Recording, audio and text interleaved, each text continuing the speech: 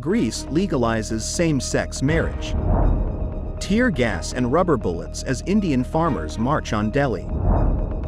Senegal election delay ruled unlawful. South Africa risks showdown with Rwanda over Congo deployment. Nigerian bank CEO among 6 killed in California helicopter crash. Tiger Woods unveils lifestyle brand and clothing line after Nike split.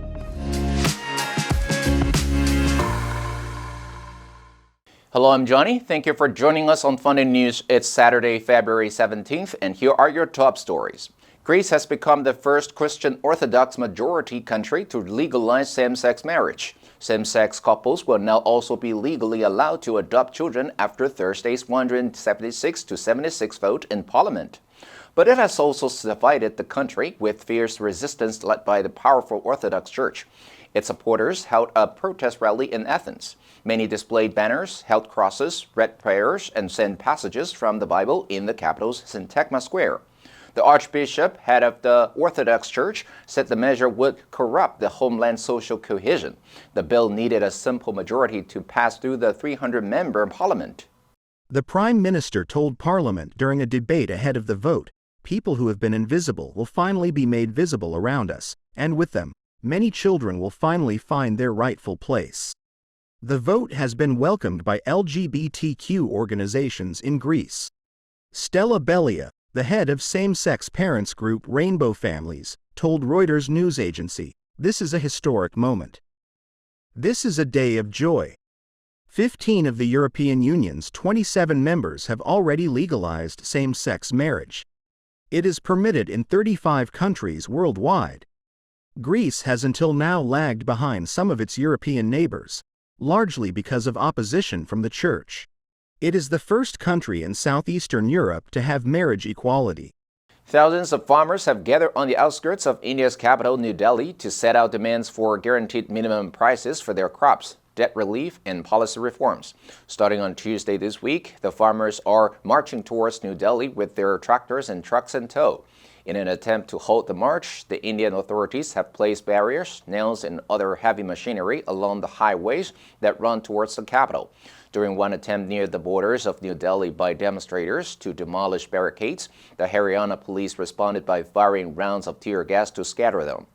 Demands for a strong system to set minimum support prices, MSP, to protect farmers from market fluctuations are at the core of the protest.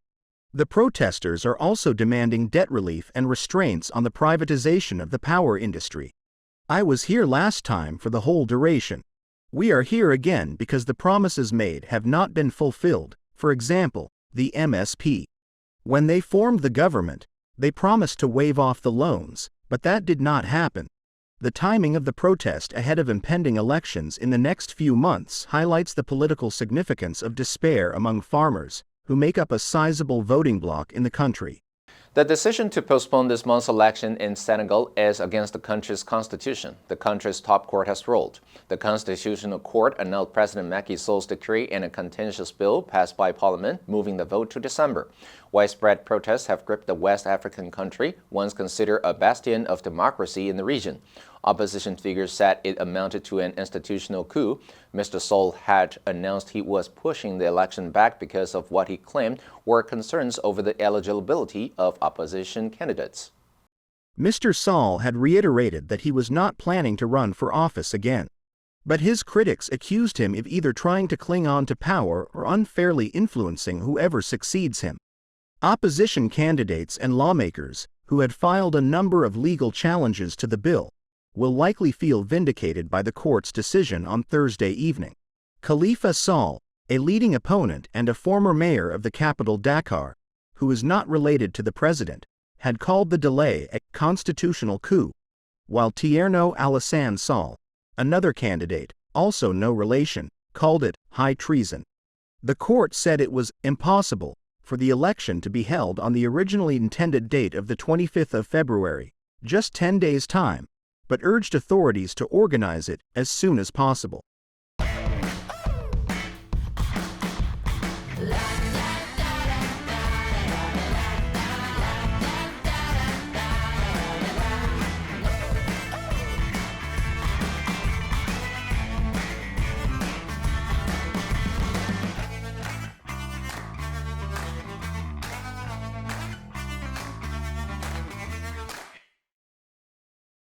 South Africa is leading a regional force that is deploying into Eastern Democratic Republic of Congo and risks being caught up in a conflict that has displaced 7 million people.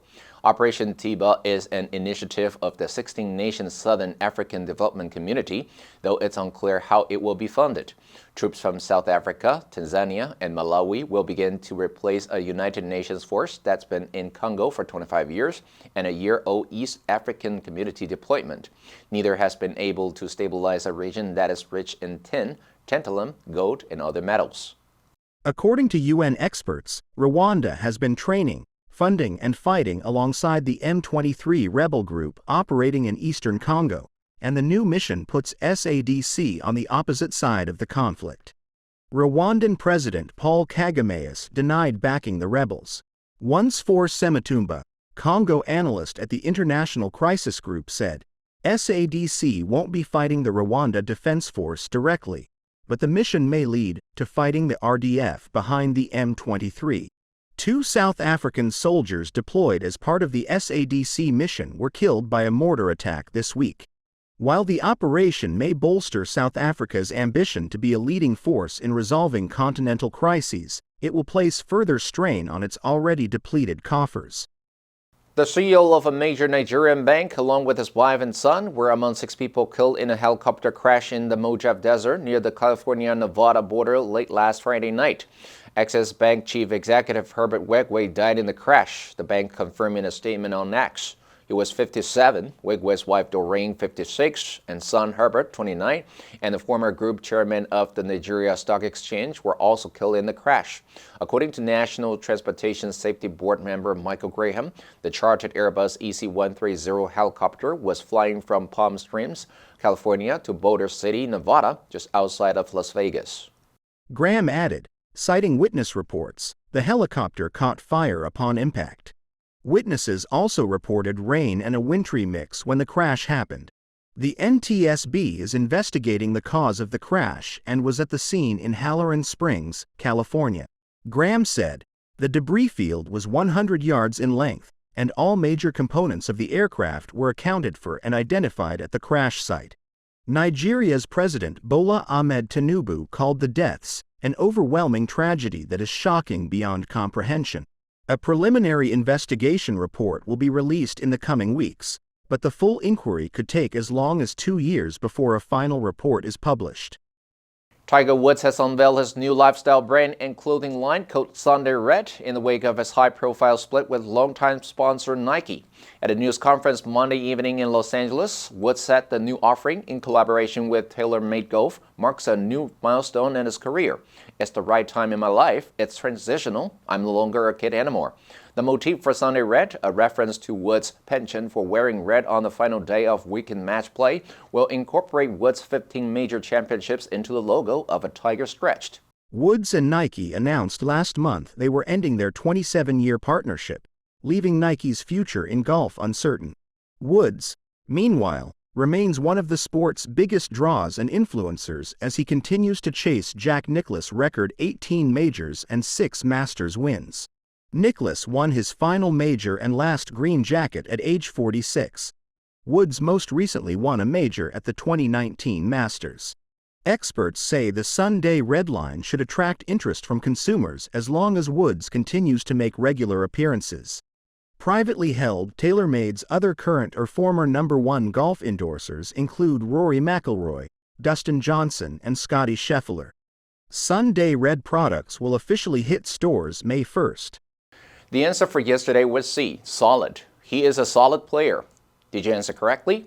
Now let's delve into the news of Greece legalizes same-sex marriage. Number 1, orthodox, 普遍接受的、规范的. Many of these ideas are now being incorporated into orthodox medical treatment.